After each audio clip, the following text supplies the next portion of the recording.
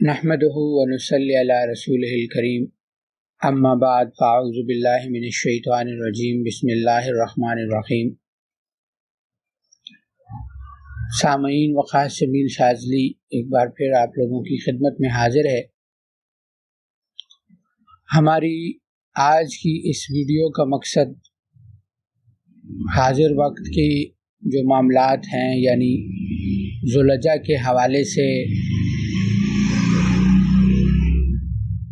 جو ترتیبات ہیں، یعنی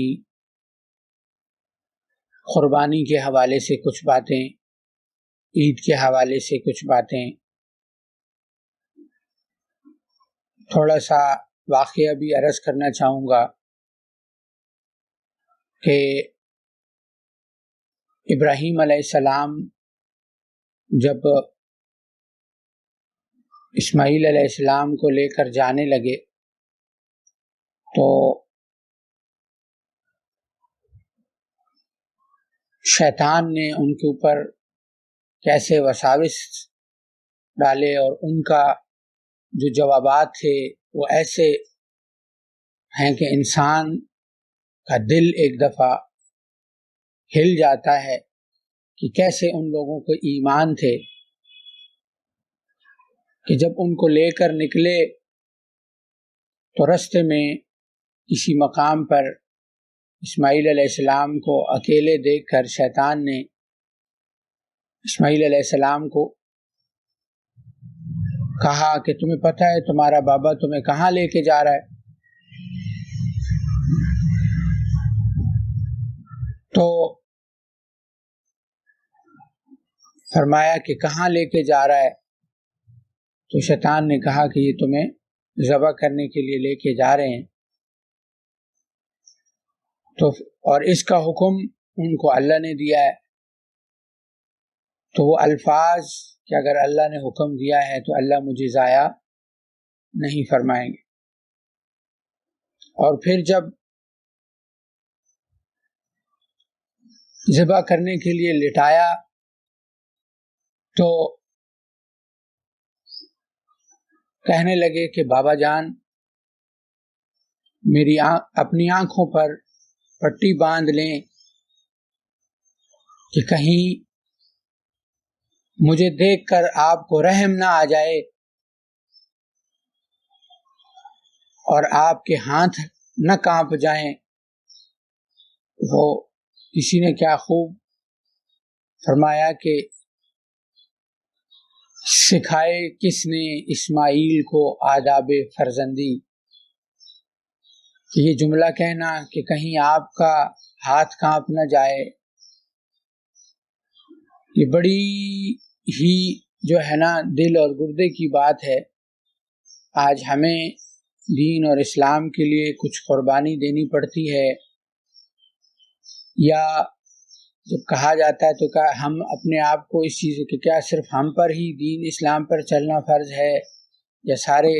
دین کے کام ہم نے ہی کرنے ہیں، یا ہمارے ہی بچے ملے ہیں؟ یہ قربانی ہمیں بہت سی چیزوں کی طرف، ہمیں اصل میں یہ قربانی دمبے پر نہیں چلانی ہوتی، اصل میں یہ چھریاں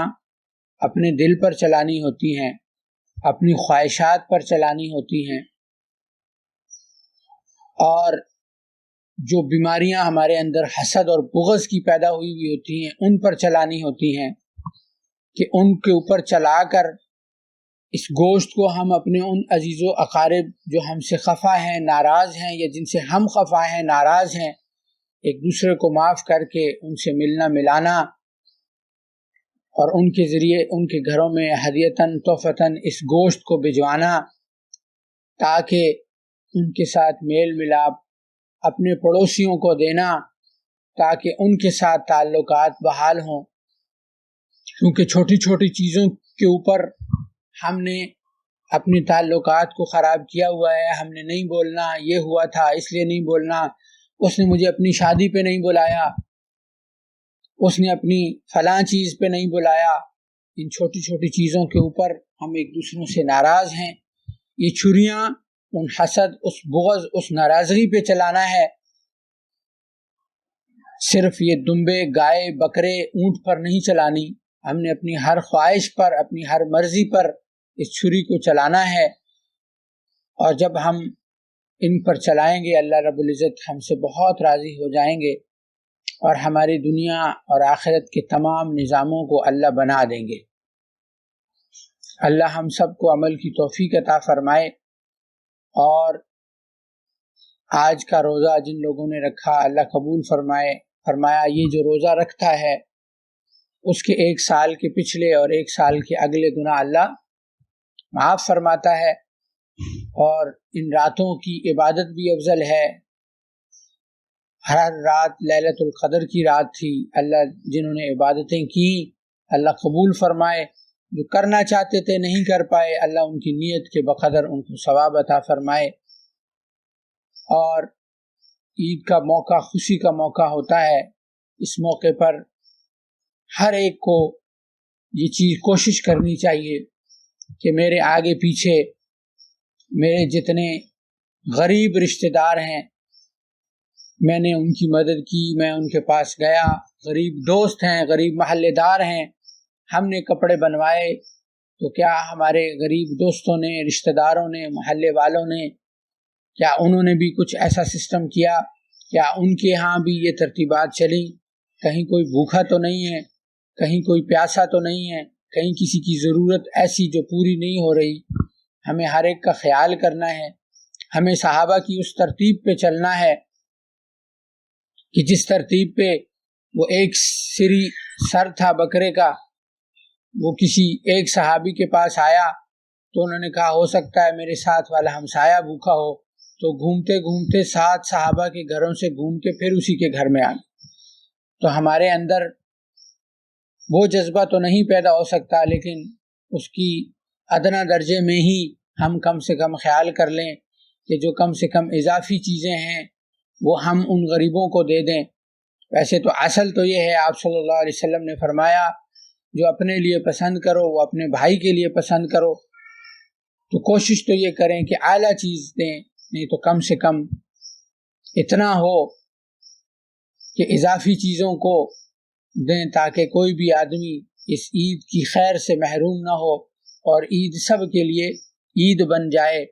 اللہ مجھے بھی عمل کی توفیق عطا فرمائے اور آپ سب کو بھی۔ وآخر دعوانا ان الحمد للہ رب العالمین۔ سبحان ربک رب العزت عما یصفون وسلام علی العالمین۔